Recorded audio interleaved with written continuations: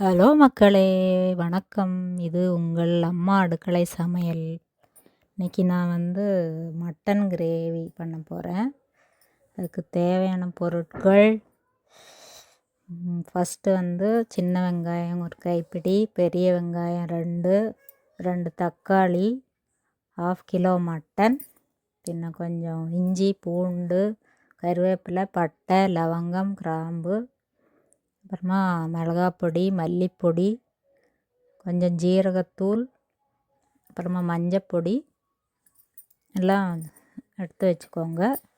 ஒரு வாணலியில் பட்டை, லவங்கம், பெருஞ்சீரகம், ஜீரகம் எல்லாம் போட்டுட்டு கொஞ்சம் இதாகணுன்னு சின்ன வெங்காயம், பெரிய வெங்காயம் கொஞ்சம் வதக்கிட்டு நல்லா கொஞ்சம் ப்ரௌன் கலரில் வரும்போது அந்த இஞ்சி பூண்டு பேஸ்ட்டு நான் இடித்து வச்சுருக்கிறேன், அதை போட்டுட்டு கொஞ்சம் அப்படி வதக்கிட்டு பச்சை வாசனை போனோடனே தக்காளி 2 தக்காளி நான் கட் பண்ணி வச்சுருக்கிறேன், அதையும் போட்டுட்டு நல்லா வதக்கிட்டு நல்லா சாஃப்டாக வதக்கணும் கொஞ்சம்.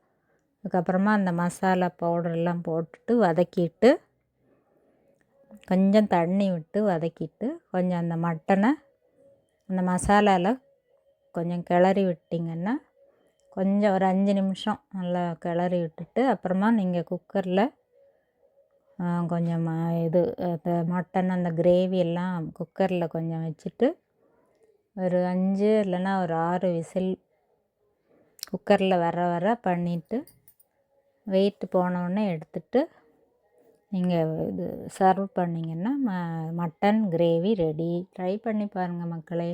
சப்ஸ்கிரைப் பண்ணுங்கள். தேங்க்யூ.